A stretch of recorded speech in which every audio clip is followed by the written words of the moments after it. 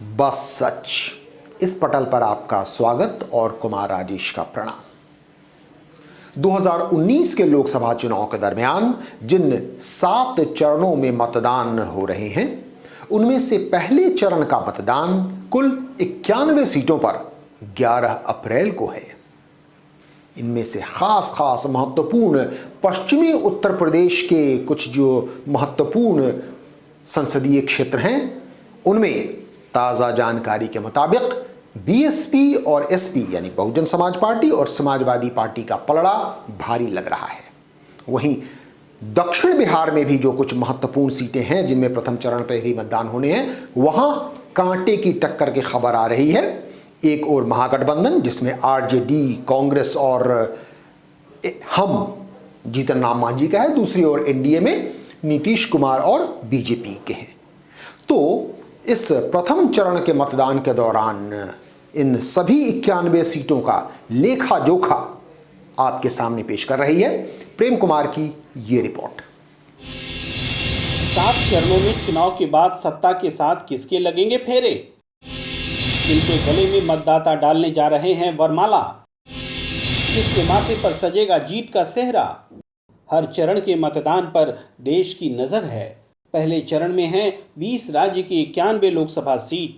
वहीं ओडिशा, तेलंगाना, अरुणाचल प्रदेश और सिक्किम के लिए भी मतदाता नई विधानसभा चुनने जा रहे हैं। जिज्ञासा एक है, किसके पक्ष में है हवा? कई पूर्वानुमान आ चुके हैं। हर प्रदेश में, हर क्षेत्र में अलग अलग सीटों पर अलग अलग हैं रुझान। इनसे ही समझा जा सकता है किसके पक्ष में है हवा। उत्तर प्रदेश में हवा का रुख, 8 सीटों पर मतदान। उत्तर प्रदेश की 8 सीटों पर हो रहा है मतदान। बीजेपी और महागठबंधन सभी 8 सीटों पर हैं मैदान में, तो कांग्रेस ने 6 सीटों पर खड़ा किए हैं उम्मीदवार। 2014 की बात करें तो ये सभी 8 सीटें हैं बीजेपी के पास, मगर 2019 में विपक्ष को इन सीटों पर बहुत है आस। पूर्वानुमान भी बता रहे हैं कि तस्वीर बदलने वाली है। कहां कौन है मजबूत?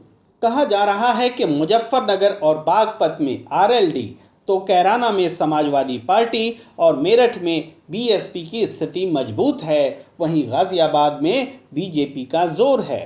सहारनपुर और बिजनौर में बीएसपी की राह में कांग्रेस खड़ी दिख रही है। वहीं गौतम बुद्ध नगर में भी एंटी इनकम्बेंसी के बीच बीजेपी को बीएसपी से कांटे की टक्कर मिल रही है। इन स्थितियों में हवा का रुख भांपा जा सकता है। बिहार की 4 सीटों पर कड़ा मुकाबला है। औरंगाबाद, गया, नवादा और जमुई को नक्सलवाद से प्रभावित इलाका माना जाता है। औरंगाबाद में बीजेपी के सांसद सुशील कुमार सिंह को अपनी सीट बचाने के लिए संघर्ष करना पड़ रहा है, तो यहां महागठबंधन के उम्मीदवार उपेंद्र प्रसाद नई कहानी लिखने को बेताब हैं। गया में हिंदुस्तानी अवाम मोर्चा के उम्मीदवार पूर्व मुख्यमंत्री जीतन राम मांझी को एनडीए उम्मीदवार विजय मांझी से मजबूत चुनौती मिल रही है।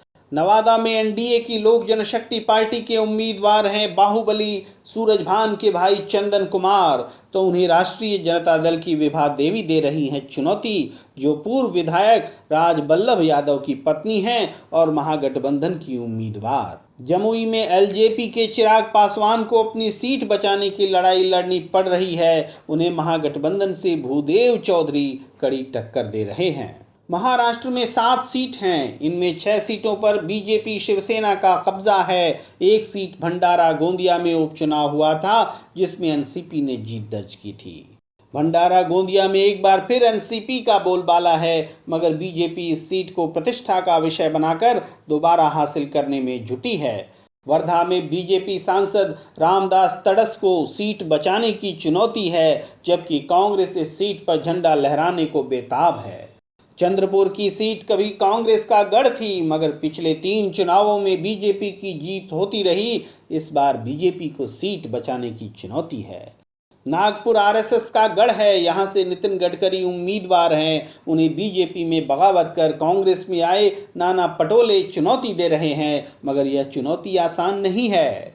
गढ़चिरौली में बीजेपी और कांग्रेस के बीच बीएसपी भी त्रिकोण बना रही है, मगर बीजेपी को उम्मीद है कि वह अपनी यह सीट बचा ले जाएगी।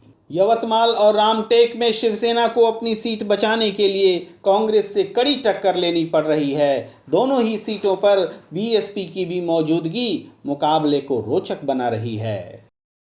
उत्तराखंड में हरिद्वार, नैनीताल, उधम सिंह नगर, अल्मोड़ा, गढ़वाल, टिहरी गढ़वाल सीटों पर बीजेपी और कांग्रेस में सीधा मुकाबला है, मगर पूर्वानुमानों में माना जा रहा है कि बीजेपी की हवा है और कांग्रेस बमुश्किल एक सीट जीत सकती है। 2004 में उत्तराखंड की सभी 5 सीटों पर बीजेपी ने जीत दर्ज की थी। कूच बिहार में तृणमूल कांग्रेस यानी टीएमसी ने फॉरवर्ड ब्लॉक के पूर्व नेता को और बीजेपी ने टीएमसी के पूर्व नेता को टिकट दिया है। ऐसे में टीएमसी, बीजेपी, फॉरवर्ड ब्लॉक और कांग्रेस उम्मीदवारों में चतुष्कोणीय मुकाबला है। अलीपुर दुआर में तृणमूल का मुकाबला रिवॉल्यूशनरी सोशलिस्ट पार्टी से है, जिनके ज्यादातर नेता 2014 में ही तृणमूल से जा मिले थे और तभी से टीएमसी का यहां बोलबाला है। छत्तीसगढ़ में नक्सल प्रभावित सीट बस्तर में बीजेपी और कांग्रेस के बीच मुख्य मुकाबला है। एंटी इनकम्बेंसी से बचने के लिए बीजेपी ने यहां नया उम्मीदवार उतारा है, लेकिन कांग्रेस बीजेपी को कड़ी चुनौती देती दिख रही है। जम्मू कश्मीर में बारामूला सीट पर पीडीपी और नेशनल कॉन्फ्रेंस के बीच सीधा मुकाबला है। माना जा रहा है कि कश्मीर घाटी में हवा नेशनल कॉन्फ्रेंस के पक्ष में है। वहीं जम्मू में बीजेपी और कांग्रेस के बीच कांटे का मुकाबला है। बीजेपी अपनी सीट बचाने के लिए मजबूती से लड़ाई के मैदान में है। असम में 5 में से 4 सीटें अभी बीजेपी के पास है। 5वीं सीट कलियाबोर में कांग्रेस का कब्जा है, जहां एनडीए उम्मीदवार असम गण परिषद टक्कर में है। बाकी 4 सीटों तेजपुर, जोरहाट, डिब्रूगढ़, लखीमपुर में बीजेपी अपनी सीट बचाने के लिए कांग्रेस से जबरदस्त टक्कर ले रही है। ओडिशा में लोकसभा की 4 सीटों पर पहले चरण में बीजू जनता दल का मुकाबला कहीं बीजेपी से है तो कहीं कांग्रेस से। कालाहांडी, नवरंगपुर, बरहमपुर और कोरापुट में त्रिकोणात्मक संघर्ष दिख रहा है।